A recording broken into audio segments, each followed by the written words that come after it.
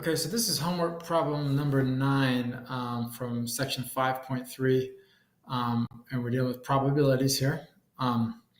We know that a 5-year-old male stink bug will live to 6 years old with about a 96% chance.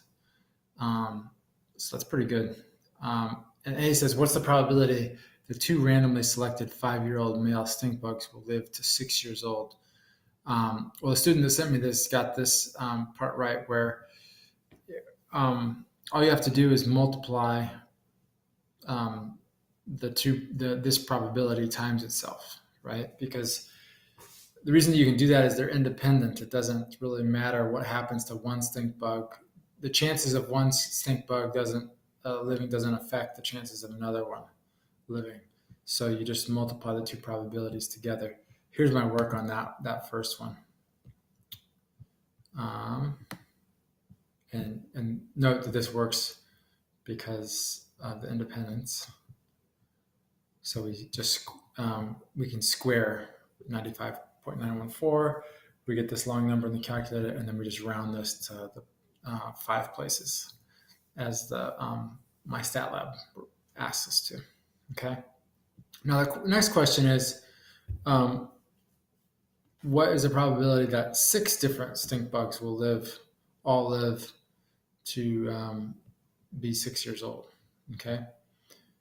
And all we have to do that is, again, it's independent, so we're just multiplying the probability that each one lives times itself. So that's 6 times. That means that we can just use this exponent of 6. And once you get familiar with these problems, you can just kind of raise the probability to whatever power. Like if you want to flip and see what the probability is that you get heads 7 times in a row, it's just the probability of getting a heads 1 time in a row, 1/2 to the 7th power. And so this is just the probability of one of them living to the next year times itself 6 times, or to the 6th power. So we get this 0.7856 when we round. Okay, and that's where my stat lab's getting this answer right here. Now this is the trickier one. The probability that at least one of 6 randomly selected 5-year-old male stink bugs will not live.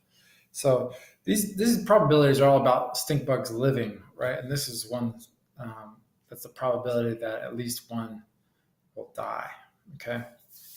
And so when you think about that one,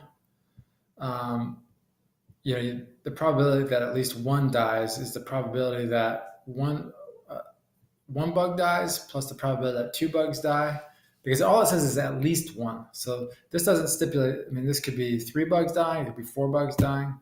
So you have to calculate all those probabilities and then add them up, which is a lot of work. A quicker way to do this question, though, is to think, what's the opposite of at least one of 6 bugs dying? And that really is all the 6 bugs live. Okay. And this is a theme that happens over and over again in probability. Sometimes it's kind of hard to directly calculate the probability that you want.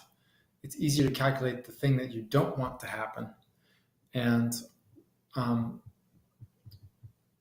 if 2 things are the opposites of each other probabilistically, they have to add up to be 1, right? So, the probability that I win plus the probability that I lose has to add up together to be 1. There's nothing, I guess there's a tie. In some games there's a tie. But let's say there's a game where it's just winning and losing.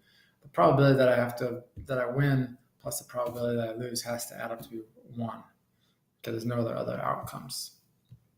Okay, so we take that logic and we say that the probability of at least one of 6 bugs dying is really equal to 1 minus the probability that all 6 bugs live, which is the opposite of the thing that we want to see. Okay, so we just calculated the probability in the last question that all 6 bugs live, which was like something around 78%. We subtract that from 1 and we get something around 22%. Okay. And I think it wants us to 5 places, 2, 1, 4. What else? 4. Okay, now the last question is: Would it be unusual? Would it be unusual if at least one of 6 bugs randomly selected that were 5 years old did not live to 6 years old? And in statistics, this is kind of something that foreshadows what we're going to be doing a lot of at the end of the class, which is talking about things that are statistically improbable, and it then makes us doubt whether this original probability is true or not. Okay, but for the purposes of this question, we're going to have a kind of a statistical definition of what unusual is, and we're going to say that something is unusual if it happens less than 5% of the time. And so this happens, at least one bug dying happens at least 22% of the time. So we're going to say this is not unusual because the probability is greater than 5%. Okay.